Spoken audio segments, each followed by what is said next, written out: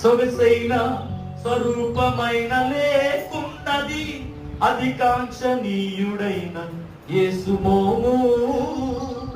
వలుగుతే పడిన గొర్రె పిల్లవైనవై మౌనిగా చిత్రహింసనొందెను. వెలివేయబడిన వాడాయను యేసునాథుడు, నిన్ను కోరి చేరిన మరణం తానొందెను. అలువారి సిలువ బహుఘోరమైనది, విలువగూరుదిరం ఇలపై చిమ్మెని. ఏమి నేరమో కదా ప్రేమ సుధానాదకు, నా పాపం శాపం మోపిరేసు వీపు పైన.